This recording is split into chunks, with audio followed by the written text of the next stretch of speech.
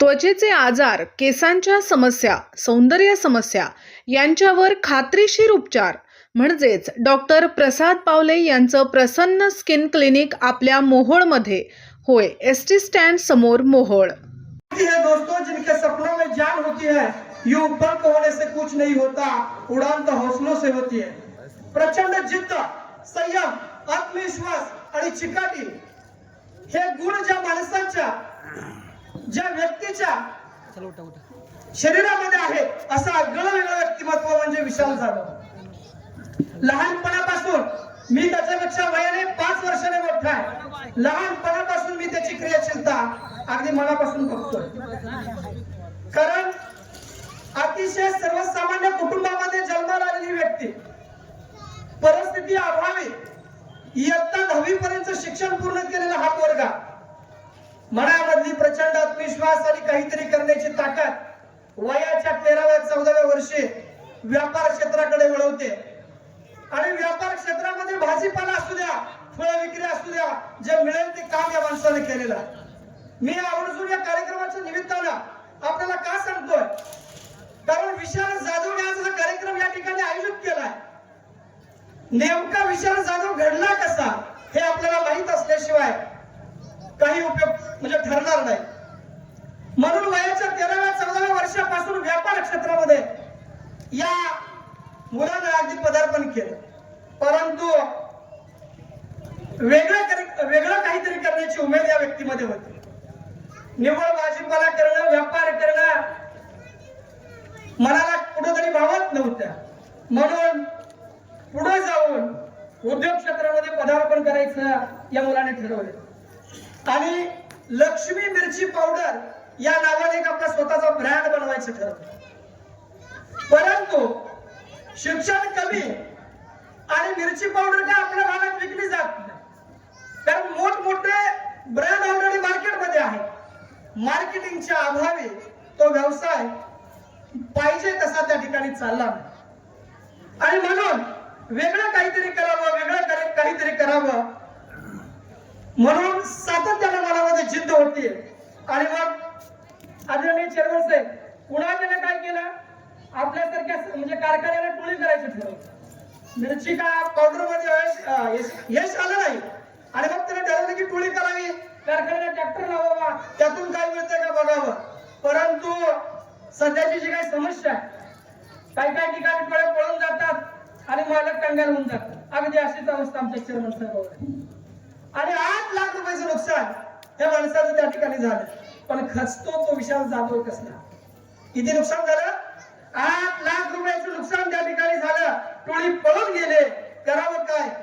आधाराचा माणूस म्हणून आदरणीय गोडसे साहेबांकडे त्यांनी वाटचाल केली. आणि त्या ठिकाणी गोडसे साहेबांकडे गेल्यानंतर मनामध्ये इच्छा व्यक्त केली की मला काहीतरी करायचं आहे. आणि मग तिथून पुढे त्याने लोकराजा वेल्डिंग वर्क्स नावाचा शॉप चालू केला. स्वतः वेल्डिंग करायचं, 4 सुटके मारायचे, 100-200 रुपये मिळवायचे ही भावना त्याच्यामध्ये होती. परंतु ज्या मुलामध्ये काहीतरी वेगळं असतं त्याला संधी नेहमी खुणावत असते. आणि म्हणून या पोरानं पुढे जाऊन त्या व्यवसाय देखील मन रमलं ना. आणि एके दिवशी मी माझा मोठेपणा म्हणून सांगणार नाही, एके दिवशी तो माझ्याकडे आला. आम्ही झाडाखाली शांत बसलो. सर आपल्याला वेगळं काहीतरी करायचं आहे. त्याने मला बोलून दाखवलं. मी त्याला एकच सल्ला दिला त्या ठिकाणी, तुम्हाला वेगळं काहीतरी करायचं आहे. ज्या व्यक्तीला आपल्याकडे पैसे नसताना इतरांचे पैसे गोळा करून त्यांना विश्वास संपादन करून काही करता आलं तरी बघा. आणि त्यातून यांचा जन्म झाला गुरु कृपा फायनान्स. आणि मग त्यानंतर त्यांनी या संस्थेला सुरुवात केली. आयुष्य म्हणजे पत्त्याच्या पानाचा खेळ आहे मित्रांनो. पान कसं येतं हे आपल्या हातात नसतं, परंतु आलेल्या पानावरती डाव कसा जिंकायचा हे विशाल जाधवांकडून शिकलं पाहिजे. आणि म्हणून या गुरुकृपा फायनान्सचा जन्म या ठिकाणी केला. आपल्या सहकार्याला सोबतीला घेतला, त्यांचा विश्वास संपादन केला. आणि अगदी 10 लाख रुपये या भाग भांडवलापासून ही संस्था सुरू झाली. आणि आज या संस्थेचा टर्नओव्हर आहे 1 कोटी रुपये.